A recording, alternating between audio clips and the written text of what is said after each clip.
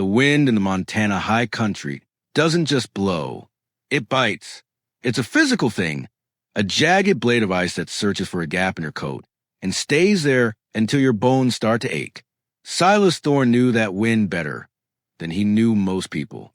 He'd lived with it for 15 years on this patch of dirt, 3,000 feet above the nearest town. Silas was a man made of hard angles and long silences, 52 years old, with hands that looked like they'd been carved from the very cedar he chopped for his stove.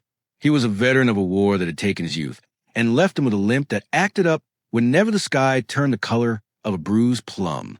He didn't want much from the world, and in return, the world mostly left him alone. But that Tuesday, the world came knocking. He was out by the woodpile, the rhythmic thwack of his axe the only heartbeat in the valley. The air smelled of incoming snow and dry pine needles. That's when he saw it, a flash of pale blue against the dark timber of the tree lean. At first, he thought it was a hawk's wing or a trick of the light. Then he heard the sound. It wasn't a scream. It was a wheeze. The sound a lung makes when it's forgotten how to hold air. Silas dropped the axe. He didn't think, he just moved. He pushed through the waist-high brush, his bad leg dragging slightly in the dirt. There, huddled beneath the low-hanging branches of a Douglas fir, was a woman. Let's see what will happen next after Silas sees the woman. She was young, maybe 21, though the exhaustion on her face made her look 100 years old. Her dress was a thin, summer calico, torn at the hem and soaked through with mountain dew. She didn't have a coat. She didn't even have boots. Her feet were wrapped in bloody strips of burlap, frozen stiff by the morning frost. When Silas reached out, she didn't ask for help. She didn't cry out in relief. She recoiled. She pulled herself deeper into the thorns of the tree, her eyes wide and glassy, reflecting a terror Silas hadn't seen since the trenches of Tennessee. "Easy now," Silas said, his voice rusty from disuse. "I'm Silas. You're on my land. You're safe." She didn't speak. She just gripped the collar of her dress with both hands, pulling it tight against her throat, her knuckles white and trembling. Silas saw the way she looked at him, not as a savior, but as another predator. He took off his heavy sheepskin coat. He moved slowly, the way you approach a horse that's been whipped too many times. He laid the coat on the ground between them. "Can you walk?" he asked. She looked at the coat, then at him. A single tear tracked through the dirt on her cheek. She tried to stand, her legs buckling instantly. Silas caught her before she hit the rocks. She weighed nothing. She was a ghost wrapped in skin. He picked her up, her head falling against his chest. Even through the thick wool of his shirt, he could feel the heat coming off her. Fever, the kind that settles in the chest and turns to ash. As he carried her toward the cabin, he felt her hand move, not to hold on to him, but to ensure that collar stayed buttoned to the very top. Even in her delirium, she was guarded a secret. The cabin was small, but it was warm. The stove was a heavy iron beast that Silas kept fed with seasoned oak. He laid her down on the cot by the fire. He didn't ask her name. He didn't ask where she'd come from. In the West, a person's past was their own burden to carry until they were ready to set it down. He spent the next 3 hours working in silence. He boiled water. He made a poultice of herbs and lard for her frozen feet. He brewed coffee, black, bitter, and strong enough to wake the dead. She drifted in and out of sleep. Every time Silas moved, she flinched. Her hands never left her throat. "I have to clean the cuts on your shoulders," Silas said softly, holding a warm cloth. "The fever will take you if I don't." She looked at him then, truly looked at him. Her eyes were a piercing, haunted green. "No, I didn't bring you in to watch you die," Silas replied. He sat back on his stool, letting the steam from the coffee rise between them. "I've spent half my life watching things die in Mississippi. It's a tired business. Eat the soup, drink the water. The rest can wait." For 3 days, that was their rhythm. Silas worked the ranch. She sat by the fire. She began to heal, the color returning to her lips, but the silence remained. She helped where she could, mending his torn shirts with a dexterity that spoke of a life spent in service. But she never let her hair down. She never unbuttoned that top loop of her dress. She told him her name was Clara. Nothing more. Silas watched her. He saw the way she scanned the horizon every time the door creaked. He saw the way she stayed in the shadows when a rider passed on the distant trail below. She wasn't just a woman who had been lost. She was a woman who was being hunted. On the fourth evening, the storm finally broke over the mountains. Thunder shook the rafters, and the rain turned the world to gray. Clara was standing by the table, reaching up to place a heavy iron pot on the shelf. Her foot slipped on a patch of damp floor. She stumbled, her arm catching the edge of the shelf. The fabric of her worn dress snagged on a rogue nail. There was a sharp, sickening tear. The collar gave way. The fabric ripped down her back, exposing her skin to the firelight. Silas, moving instinctively to catch her, stopped dead. Clara froze. She dropped to her knees, her hands flying up to cover herself. But it was too late. Silas had seen it. Across the delicate skin of her shoulder blade, stretching up toward the nape of her neck, was a mark. It wasn't a scar from a lash. It wasn't a burn from a fire. It was a brand, a jagged, scorched S surrounded by a circle, the mark of the Sterling Cattle Company, the mark they put on their livestock, and, as the rumors whispered in the valley, the mark the Judge Sterling put on the people he claimed to own in his hidden mining camps. Clara began to sob. It wasn't a loud sound. It was the sound of a heart finally shattering. She curled into a ball on the floor, her face hidden in her hands. "Don't look," she choked out. "Please, I'm ashamed. I'm so ashamed." Silas didn't move. His stomach twisted into a knot of cold fury. He knew of the Judge, a man who used the law like a whip, a man who believed that because the war was over, he could simply invent his own version of slavery in the high peaks. Silas knelt down, not too close. He didn't touch her. "Clara," he said, his voice vibrating with a low, dangerous frequency. "Look at me." She shook her head, her hair shielding her face. He said I was his. He said he'd put his name on me so no one else would ever want me. He said I was less than the dirt. Silas reached into his own shirt. He pulled the collar down, exposing his left chest. There, near his collarbone, was a deep, puckered hole from a mini ball, and next to it, a faded, jagged scar from a prison camp blade.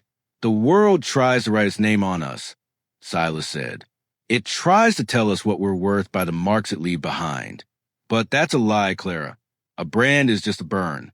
It doesn't change the soul underneath." He stood up and walked the corner of the room. He picked up his Winchester rifle. He checked the action. The metallic clack-clack sounded like a final judgment. "I was a scout for the 4th Cavalry," Silas said. "I've seen men try to play God in the wilderness. It never ends well for them." Clara looked up, her eyes wet, searching his face. "He's coming for me, Silas. He doesn't stop. He has men, guns. He says the law is on his side." Silas looked at the door. The rain was lashing against the wood. "Out here," Silas said. "The law is what a man can defend. Now sit back. Drink your tea. I have work to do. If you're still here with us, listening to Silas and Clara's story, take a moment. Pour yourself a fresh cup of coffee or tea. Sit back and let the atmosphere of the high Montana country settle around you. We want to know, where are you listening from today? What time is it in your part of the world? Drop a comment below. We love hearing from the folks who ride along with us. And if you believe that no person should ever be treated like property, hit that like button and subscribe. It helps more people find these tales of the Old West. Now, let's get back to the ranch, because the Judge is close. And he didn't come alone. 3 days later, the rain died down. They came up the ridge road with the sun at their backs. Silhouettes of iron and ego. In the lead was a man in a fine black suit that had no business being in the mountains. Judge Sterling. Next to him was a man Silas recognized, Miller, a hired gun with a reputation for liking his work a little too much. They drew rein 20 yards from the porch. The horses were lathered, their breath misting in the cold air. Sterling didn't dismount. He looked at the cabin with a sneer of practiced superiority. "Thorne," the Judge called out, His voice was smooth, like oil on water. I hear you found something of mine. Silas didn't stand up. He kept working the stone against the blade. SST, SST. I've found a lot of things, Judge, Silas said. Found a dead elk last week. Found a rusted horseshoe this morning. Didn't see your name on any of M. Sterling smiled, didn't reach his eyes. Let's not play games, Silas. You're a squatter on a patch of rocks. I'm a man of the court. A girl ran off from my estate. She's confused. She's property involved in a legal dispute. Bring her out, and I might forget you interfered with the law. The law? Silas finally stood. He leaned the knife against the railing. He picked up the Winchester that had been resting against his chair. I've seen the mark you put on her, Sterling. That ain't the law. That's a sin. And where I come from, sins get paid for in lead. Miller, the gunman, shifted in his saddle. His hand drifted toward his holster. You're outnumbered, old man. Don't make this your last day. I've been outnumbered since 1862, Silas said. It hasn't slowed me down yet. The door of the cabin creaked open. Clara stepped out. She wasn't cowering anymore. She was wearing one of Silas's oval coats, too big for her, but she stood tall. She had her hair tied back, her face clear. She looked Sterling right in the eye. I'm not going back, she said. Her voice was small, but it carried across the yard like a rifle shot. Sterling laughed. It was a dry, hollow sound. You think this hermit can protect you? When I'm done, there won't be enough of this cabin left to bury you in. Miller, take her. Miller started to spur his horse forward. Silas didn't wait. He didn't warn them again. He raised a Winchester. The next one goes between your eyes, Miller. Silas growled. Judge, you've got 10 seconds to turn those horses around. If you don't, I'm going to stop treating this like a conversation and start treating it like a war. Sterling looked at the rifle. He looked at Silas's eyes that had seen the devil and didn't blink. He saw the way Clara stood beside the rancher, no longer a victim, but a witness. You can't stay on this mountain forever, Thorne. Sterling hissed, his face turning a dark, mottled red. I'll have the sheriff. I'll have a warrant. Send the sheriff, Silas said. Tell him to bring a shovel. He's going to need it for your men. The judge stared at them for a long minute. The silence was thick enough to choke on. Finally, he jerked his reins. This isn't over, Sterling said. I hope not, Silas replied. I've been looking for a reason to come down into the valley. The riders turned and retreated, their horses' hooves throwing up clods of dark Montana mud. Silas didn't lower the rifle until they were out of sight. The confrontation didn't end that day. Men like Sterling don't go away quietly. 2 weeks later, Silas had a ride into town. He didn't go to hide. He went to the federal marshal. He brought Clara, and he brought the truth. It turns out the judge wasn't a judge at all. He was a fraud who had forged credentials after the war. The hidden mining camps were illegal operations on federal land. When the marshal saw the brand on Clara's shoulder, the law finally did what it was supposed to do. They didn't just arrest Sterling. They dismantled him. But the real story didn't happen in a courtroom. It happened back at the ranch. A month later, the first signs of spring were beginning to peek through the snow. Silas was out on the porch. What do you see? Silas asked. She smiled, a real smile, one that reached her eyes. I see a map. It shows me where I've been, and it reminds me that I had the strength to leave. It's not a mark of shame, Silas. It's a mark of survival. Silas nodded. He looked at his own scarred hands. The West is full of marked people, Clara. Some are marked by greed. Some are marked by grief. But the lucky ones, they're marked by the people who stood by them when the wind got cold. They sat there for a long time, watching the sun dip behind the peaks. The silence wasn't heavy anymore. It was peaceful.